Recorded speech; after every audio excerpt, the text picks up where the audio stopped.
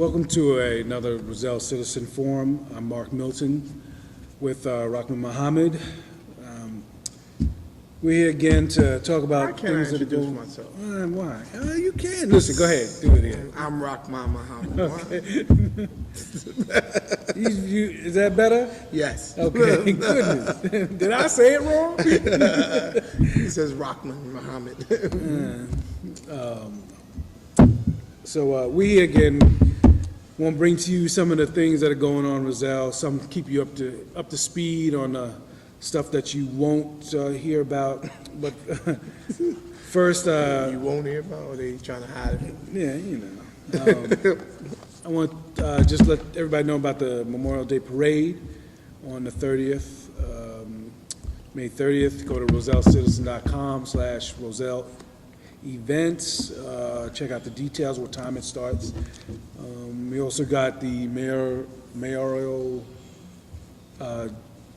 elections on June 7th for you to come out for that. Make sure you come out, vote for the person who thinks is going to do the best job. You got anything? Right? No, so just make sure you come out and vote on the Tuesday the 7th. Yeah. And also, I want to just let everybody know about Crystal Clear Aquarium and Pond Services. A gentleman came up to me earlier, small business where he cleans fish tanks, pet services, pet consultant. So I just wanted to give him some just due out here. So everybody, his number is 908-245-3650. If you have any of those needs, fish needs or anything, pet needs, give him a call. His name is Jay Avoyle. I hope I'm pronouncing it right. Again, the number is 908-245-3650. Okay. So what you got over there? Well, I mean, this is the agreement. We yes, that's right. Got the agreement, the settlement agreement for Wendy. What's the last? I don't know. Wolstein. Let's say the former CFO of the borough. We finally we Oprah requested the agreement, and they released the agreement. And just what's happening here is that Wendy is on paid leave. She's been on paid leave since April. And she will be on paid leave up until August 5th, which they will accept her resignation on August 5th at the council meeting. Okay. Well, they will accept it in August at the council meeting. I talked to Dave Brown. They've already voted on the resignation. That's already been done. So there won't be. But that's not what this agreement right, says. So I want to report what the agreement says, because this is a signed agreement, as y'all can see. This is not something. This is the signatures right here. So I want to talk about what's in agreement, because I don't know what Dave is saying, and I'm not calling Dave a liar. But in agreement, what it says is that they're going to hold on to the resignation, right, and that they will vote on it in the August council meeting. Right. That's what the agreement says. That's what the agreement. But now, I just got to let them know, Rock. Come on. Yeah, but it's already been. Well, we got to talk about what's signed. Okay, but I also don't want to mislead people. Well, we'll mislead people on what? Because see, we can't. No, because I don't think that's. I don't want to say that, because on one end they saying they upholding the agreement, right?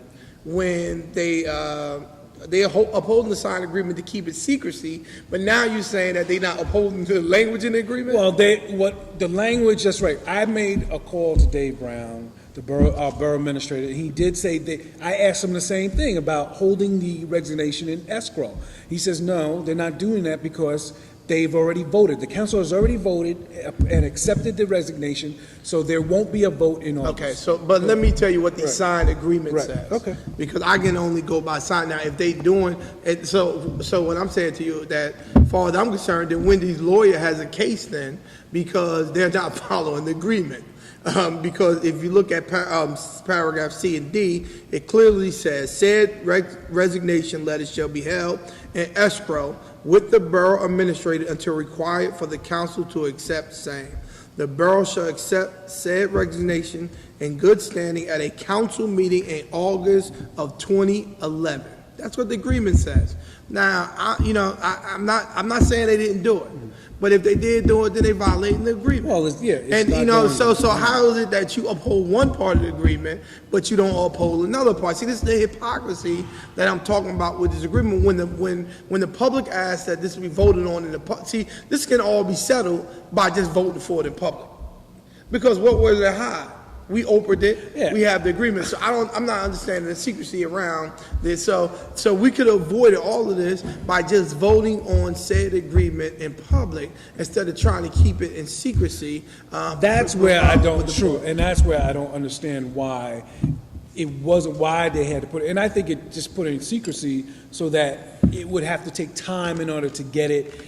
Elections will be done over now, so I think, I don't know why. But they didn't think we were going to open, come on. Well, it takes 7 days, there's some time to it. Instead of just, listen, I'm with you. They should have voted on right then and there. It would have been done with. Yes. That's it. It would have been one night of everybody going back and forth, and then done. Yes. But no, they wanted to make an issue out of it, so.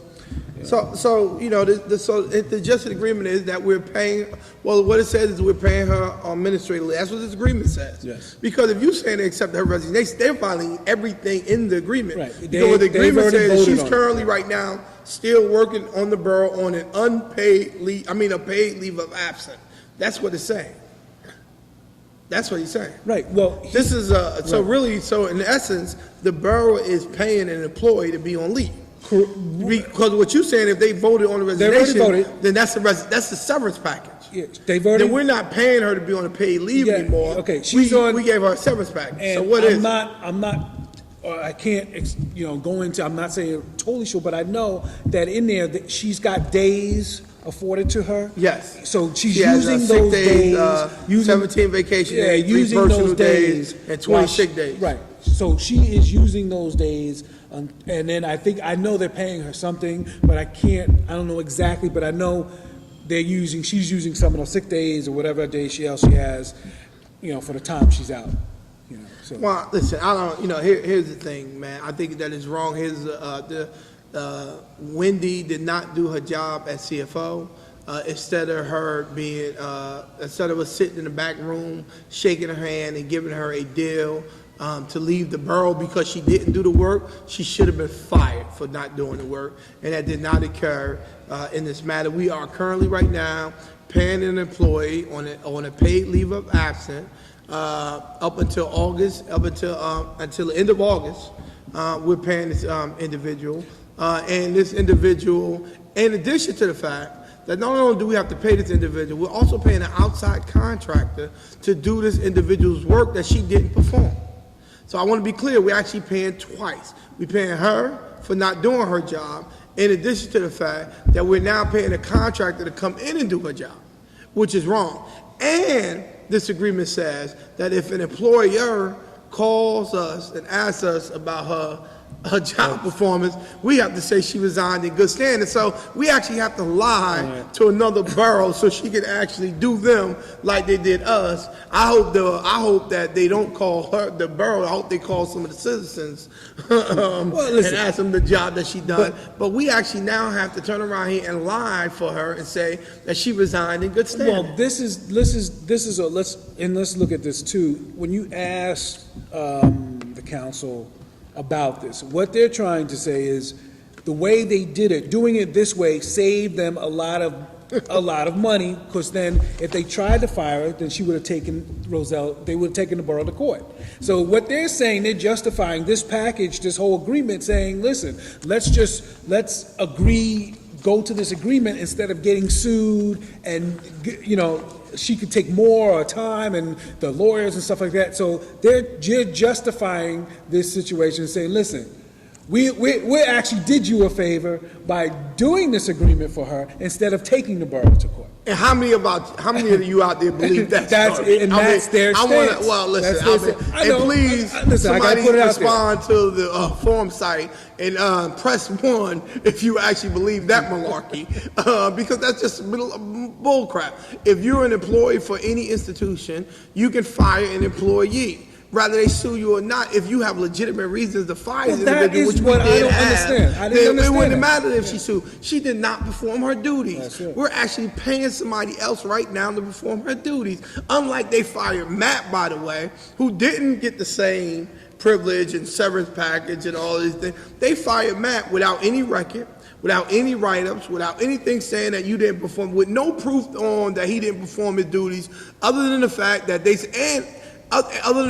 said that he didn't perform duties. And here's the kicker about Matt situation, because now if you listen to these folks on the campaign trail, and if you listen to them in the council meeting, they are saying that, yeah, so what, the audit is coming back saying that the ledgers and stuff, the reason why they firing Matt, they actually saying that this is normal business practice, that's not a big deal. Yet they fired Matt for those reasons. Those are the reasons why they said that they fired Matt. Now here's a woman who didn't do any work. That's right. She never Bills actually weren't performed. paid. Right. She didn't pay bills. She didn't do bank reconciliations. She didn't turn around here and input information into the system. Here's an individual. She didn't do certs. She didn't. We didn't even know how much money. They couldn't even finish a budget. They're doing a budget based on money that they didn't even know. They don't even know if they got or not, because the money she didn't input it in the system. She didn't do bank reconciliation, so we don't know what money came in and what money has been cashed in the bank, because it's not in the records. And we've actually did a budget based on these mistakes that Wendy has made. She didn't do a job, and they continue to defend her. But they defend her. They're defending this whole thing, and they keep, when you ask, and listen, we asked even Eves about this, and he even defends the situation. And listen, just say she messed up. Just say she messed up and keep it moving like that. So I don't understand. Well, they did. Listen, Holly said she messed up. Dave Brown said she messed up. And they said that in the council meeting. So, I mean, it's not, the problem here is that we really don't know the whole story until after the election. You know, listen, residents, you will understand the whole story, you know, because people keep on saying that me and Mark is up here for political reasons and we support Garrett. And listen, I'm here to deal with issues. I'm not here supporting anybody. And if they do something, if Eve does something that I agree with, then I'm going to say I agree with it. If Holly does something I agree with, I'm going to say, if Garrett does something I disagree with, I'm going to tell Garrett that I disagree with it. I mean, we have to stick to the issues in the borough, and that's the reason why we decided to do this show. We are not lying up here. Right. These are, if you can look at the council meeting yourself and see, all we're doing is discussing the issues that they put on, that they vote on at the council meeting. And I'm saying that this issue, the Wendy issue, was wrong. That we should not have paid Wendy. We should not turn around here and gave her a paid leave of absence. We should not give her a resignation in good standing when she did not perform the duties that she was hired to do as CFO of this borough. Because and if that's, it was and any that's of, wrong. and even the residents, and even if you're working for somebody, even if somewhere else, if you don't do your job, then you get fired. You get fired. Bottom line, no one's not going to do their job and say, well, you know what, you didn't do your job well, so let's give you a paid vacation, leave, money, and all this, and say you did a great job if somebody calls. It's ridiculous. And if you defend it, I don't even know how you can defend it. So, I mean, I would love, and I brought this up too, that, you know, just like Holly did say, you know, that she did a bad job, just like Eve did say she would admit someone, but they're not, for some reason, defending this whole thing. And he's even said the audit is the same audit as, I mean, he's downplaying the audit, saying it was it's the same audit as last time. Well, what does that mean? I mean, listen, you're gonna get the information. Listen, I'm telling the residents that I will guarantee you that we will have the final information about this audit and about what's going on with the finances of this borough. We will be much clearer. We're clear now what happened with Wendy. So to be honest with you, rather I agree or disagree with it, it's a done deal. I think it was wrong. I think that the borough residents should not be paying twice for a person to do their job. But this is what we get when we don't come out and be active participants in our electoral system. Listen, we get folks who you don't have to vote on things that's not in our interest. They don't have to listen to us. But I do stress that if you feel that we're telling you something, just go down. Yeah, check the record. Check it out. Call your councilman. Here you go, right here. There's a signed agreement. Listen, by the borough and Wendy's attorney Listen, this is what they did. Now, this is the proof. They put her on paid leave of absence for a job that she did not complete, Yep. and we're spending taxpayers' money. So, it's done. It is. We'll know more about it when it's, Well, yeah, but now, finished. and they have Dave Brown now. Election will be over on the 7th. Dave Brown is acting CFO right now. So Yes. he's actually in And we're in here the process of looking for a CFO. trying to do his due diligence in there. Now he has two hats as borough administrator and CFO. So, listen, good luck to him to Yeah. get, get everything straight up there. Moving on, because I don't think we're going to be talking about that much anymore in the future. No. Unless she comes Well, back. the audit will be done. We'll be talking about the audit. Well, I want to also quickly discuss that issue that's going on in Christianity Street, almost by where you are, in the 4th Ward. That's the 4th Ward, right? Is it the one? I don't know, I think so. Christianity Street, off of Amsterdam? Yeah, probably. So, It is. Yeah. Briefly, there's a group, organization called Community Access Unlimited. They deal with people with disabilities and at-risk youth. Recently, some of the neighbors had called in, especially notifying the mayor, regarding police vehicles pulling up from other counties, Right. bringing in young youth in handcuffs Right. to the place. Now, I believe that the residents felt that that place was deemed just for people with disabilities, but now is being housed with supposedly at-risk youth. I did make some phone calls into Community Access trying to find out what their stance on it was, their position. We never got any calls back from them. As of now, after talking with the police chief, they're trying to find out the scope of everything. Are the kids at risk, or are they felons, or are they predators? What are they? This is a concern to the public, the residents that are around there, because of course they brought it up. That's how we found out. So, the reasoning why, one of the reasons why this is such a topic is because one of the places that house these, Well, how many at-risk houses is it? well, in where? It's one house. It's one house, One okay. house. There's two houses on that block, but there's one house being used for this. How big is the house? It's a big house. It's a new house. It's a nice size house. Mm. So, but what happened was the house where they were housing these youths caught on fire. And where was that at? In Elizabeth. Okay. I don't know exactly where it was. So they had to now house these youth somewhere. Right. So they came in and just started placing them in different places, and one of them happened to be Roselle. Well, no one was ever notified. The police chief wasn't notified in Roselle that they're doing this, the mayor, and no one was. So it caught everybody, officials off guard.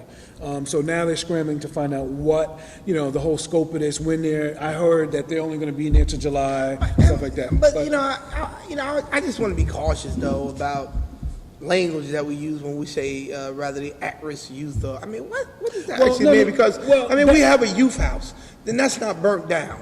So if they were criminals, then they would be in the youth house. When they saying at risk, are they saying? Are these people? These are kids who just need assistance that they don't have. Well, the thing is that they come from homes.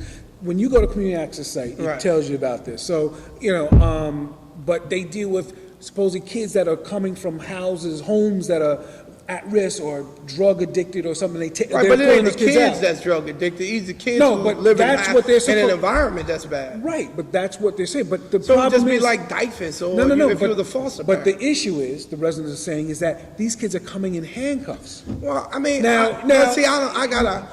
did somebody take a video of this handcuff thing? I'm not denying that happened, but I would just assume that if you got a kid in handcuffs, that you would be taking them to the youth house before you be taking, because this place don't got no bars. And right. Well, that's what the concern is. So listen, but I would like to get, because I don't really know much about it, and I I would like to see proof of this, Well, rather they taking handcuffs. Well, I listen. mean, I want to get away. I do want us to listen, kids need help out there. We got a lot of issues out here in this world. I always hear this "not me" thing. We want energy, but we don't want a windmill in our backyard. We want, Right, you know what I'm saying? We want kids, but we want kids to be helped, but as long as they're not in our backyard. We like prisons, but as long as it's not in our backyard. Right, but Rob, we got to get away from. we do, but these kids need help. Being a responsible parent. Right. I mean, listen, I can tell you right now, if I knew 2 houses on my block, it was for disabled, then all of a sudden I start seeing them bringing kids in handcuffs, I would have to raise the issue too. I'm going to ask again. Listen, that's it. Do we know what? I'm going to remark. Somebody told you that they had handcuffs. Yes, the residents. Yes. Right. Yes. So I'm saying, but I don't see that though. To me, okay. Listen. Well, that's what they said. I would hope that they're not bringing kids in handcuffs. Because I would assume that if I'm the police chief, if I'm the police chief, that would be a problem. Yeah. First of all, I want to be clear, that would be a problem. If you brought kids in handcuffs, because as far as I'm concerned, if you bring a child in handcuffs to the site and you reason why you put handcuffs on that child is because you want to stop that child from escaping. If you put him in his house without bars and no police and security, then you're not stopping that child from escaping. So I don't understand their point in bringing them in the handcuffs. So that's what I'm saying. I'm not saying that it's not true that they brought the kid in handcuffs. I would just like to know that there's real proof. I would like to see it for myself. Well, listen, that occurred before I actually report on that. What I'm trying to say is that what was told by a resident that's there, that lives right there in that area. So, but some what I'm folks saying, but we did too. listen. True. Okay. That's why I did call community access. I tried a few times to get, and we didn't get any return calls. Right. So, and then when the police chief Orlando had brought this up in the town hall meeting, he talked about it. So they saying it's under investigation. They're trying to find what the scope is. You said, but Mark, you just said yourself that the kids that are being put into this program, community access, are kids who are in troubled homes. Well, that's what they're supposed to be. They're supposed to be at-risk kids. Now, are these kids that are in troubled homes? Let's say that. Okay. Because we keep saying at-risk kids. But that's what it says on the website. It says at-risk. They should change the language. Kids that are in troubled that's what homes. it said.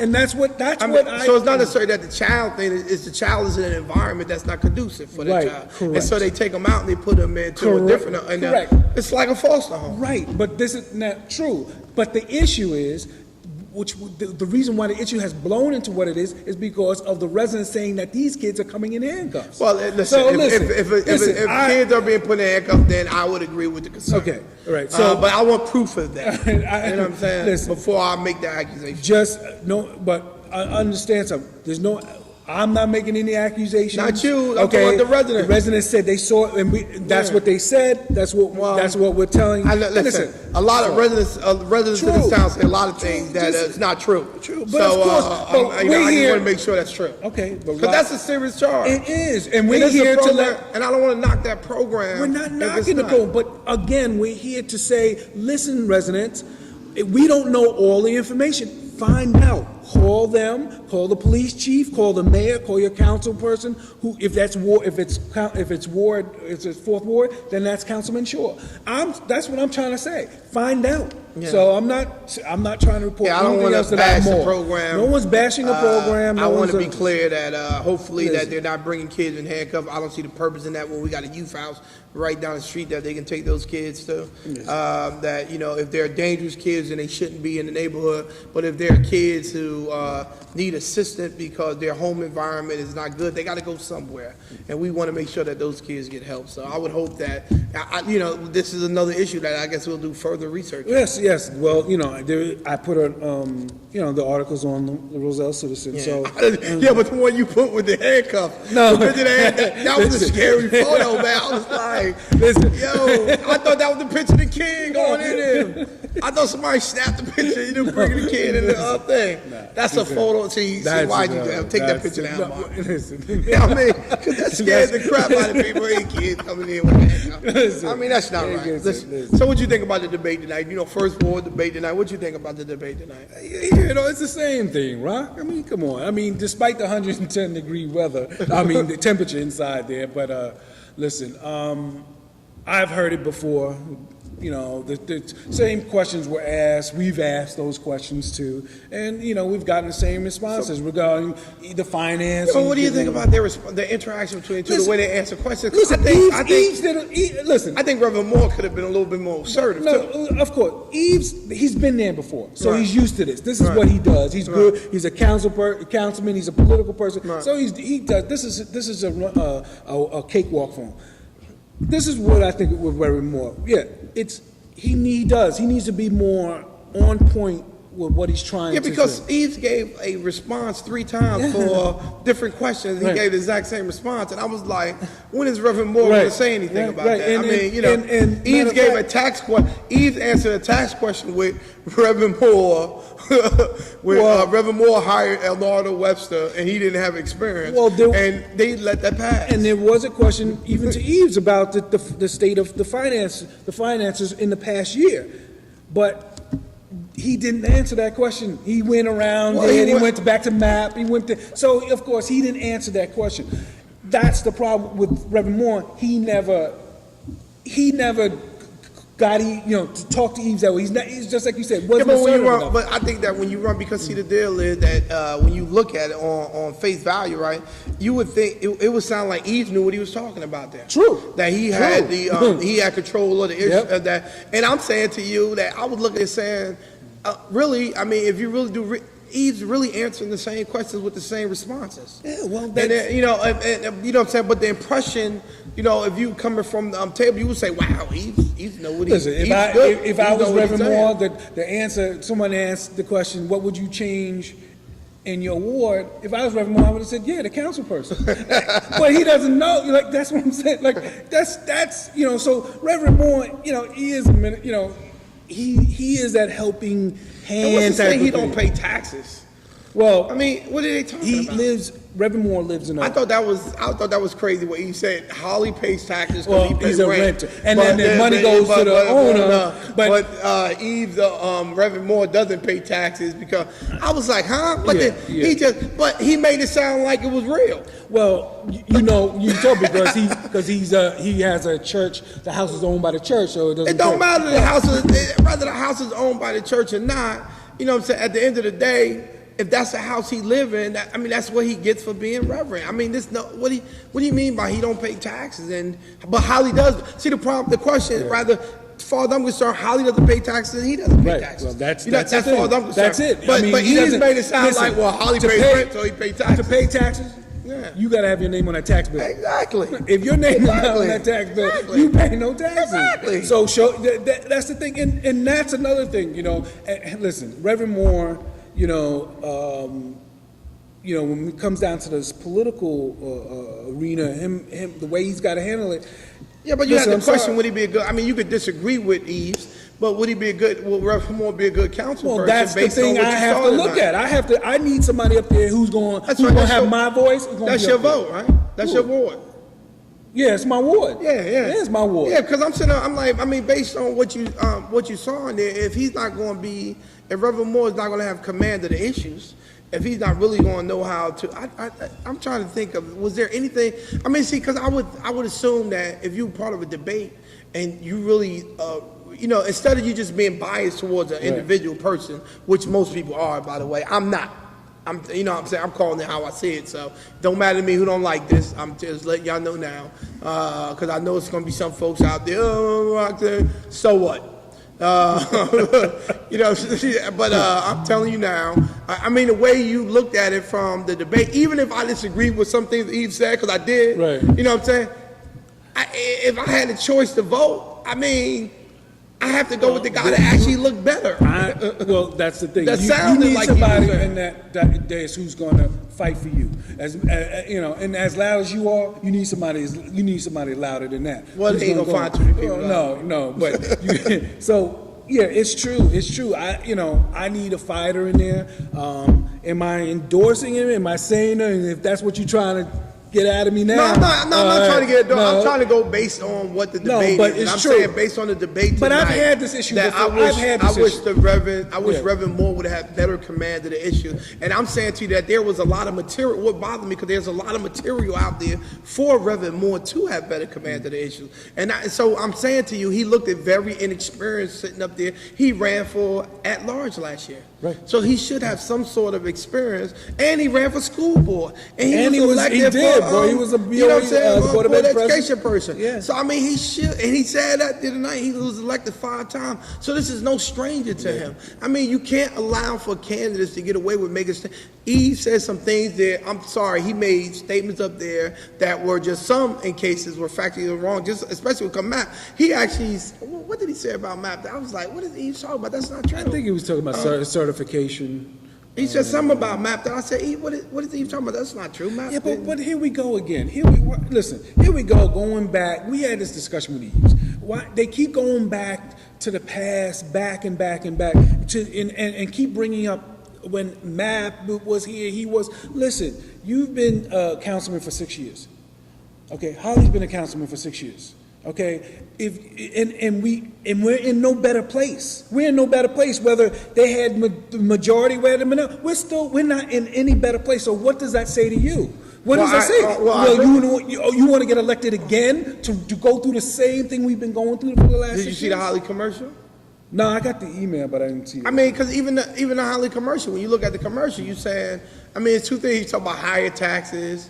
If you want to stabilize, I'm sorry, you can stabilize taxes now. Holly, you're in charge. I got the majority. He's the best person to do it. Right. I got the majority. What are y'all talking about? Exactly. What are y'all talking about? I mean, Mayor Garrett Smith don't have any power. He don't have a vote. He has not voted on anything. So I'm not just, I was looking at when I looked at the commercial that was put out today, I said, what are you talking about stabilizing taxes? Actually, you already got the power to do that. You have 5 people on the council that you control. This is the stabilize. Forget waiting to stabilize taxes. Right, you can do it now. Do it now. That's what we're saying. Because let's say even if you're not elected mayor, you're still in a position to stabilize taxes. Yes, you got 5 votes, Councilman Holly. That's right. So stabilize it now. Your team is 5 people. Why are you waiting to after the election? Why are you all waiting till now? And you're running on this. He ran on the same issue when he was running for councilman at large. Well, I mean, because the people, I'm telling you, bro, it's sad because I think we play on this tax psyche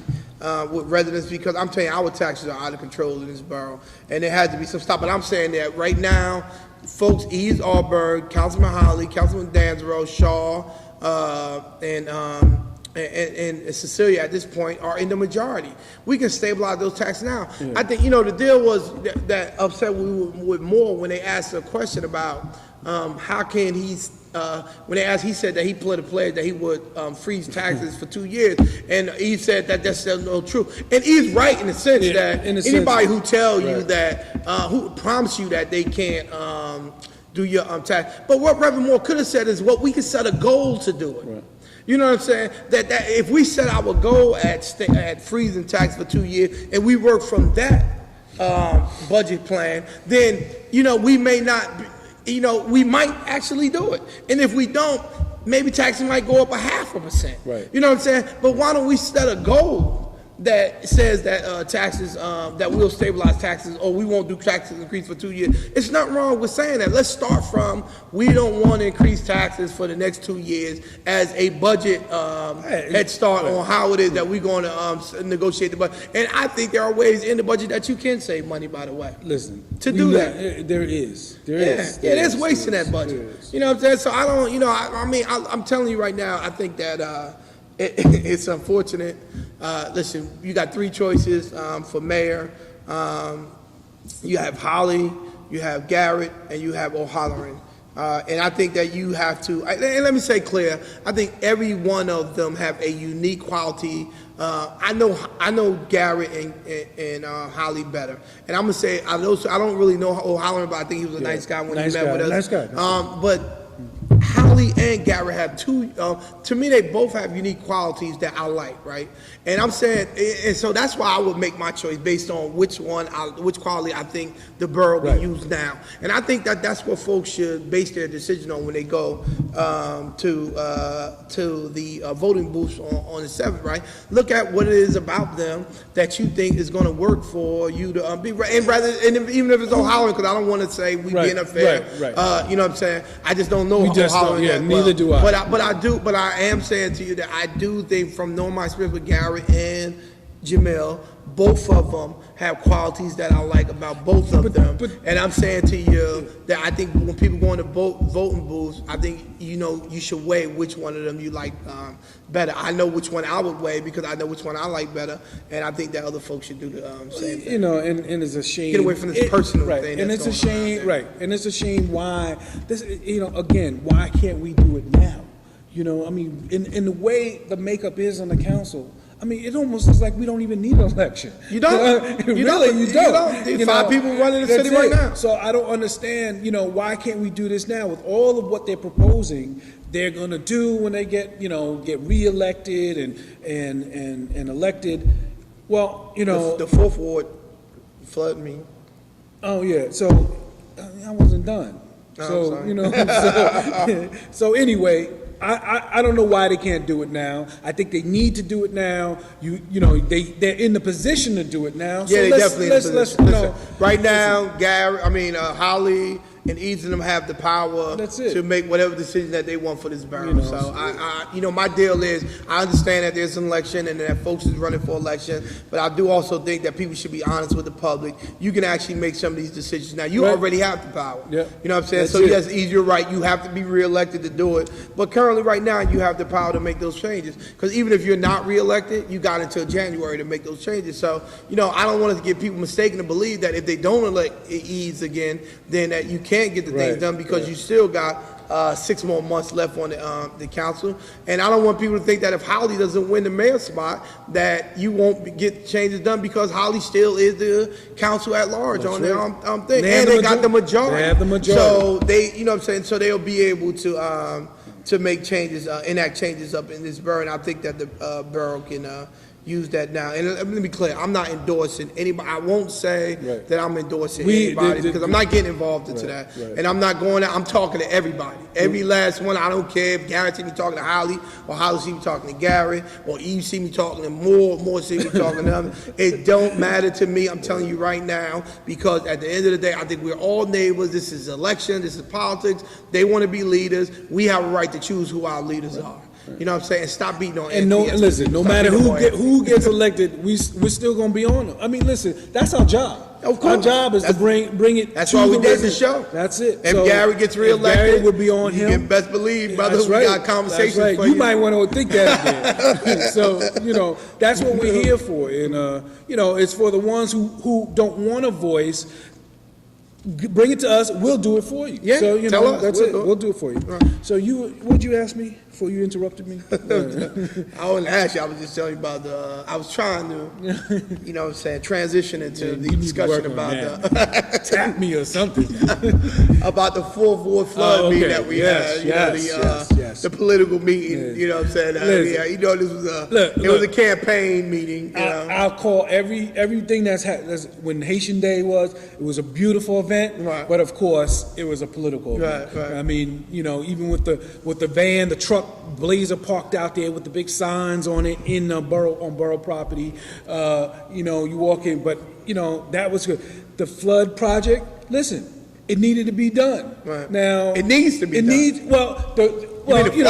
flood project needs to be done. Right. I don't live in the flood zone, so I don't know exactly. I know they're going through some stuff because I know I get a little bit of water in and I go crazy. Right. So I know they're going through something right now.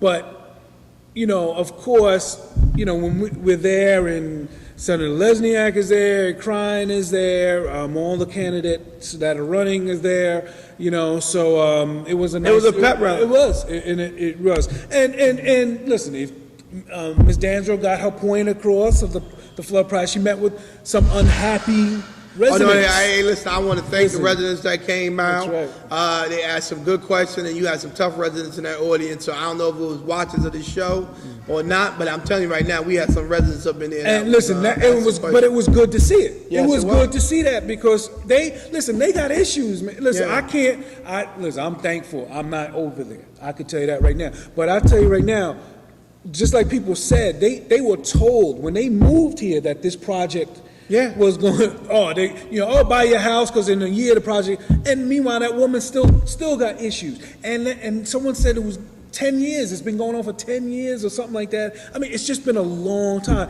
One of the women who owns a business here in Roselle is pretty much at wit's end. Yeah. She walked out with her friend or whoever it was, and she was upset because they couldn't give her any answers. Right. They couldn't. She's going to have to spend money out of her pocket and to deal with this. And she said she threw out the number 20. They said no, it's going to be more than that. I mean, to fix this problem. is what we have to experience, and this is the reason why I don't like to play. Listen, I'm paying $200 extra a month in my mortgage because of this flood issue that we have in the borough of Roselle, and I hope that it be rectified. They said that spring of 2012 that they will begin the project, and we'll see. Because I'm telling you that if it does not start, that is going to be worn around your. I will put that necklace around your neck.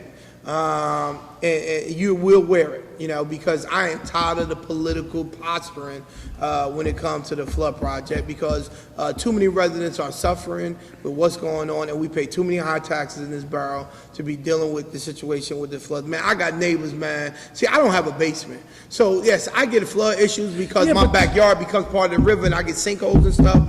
But, you know what I'm saying? But that, to me, it's going to dry up. The river eventually recedes. It hasn't come in the house yet because I don't have a basement. You know what I'm saying? It hasn't come in the house yet. There was one year we thought it was coming.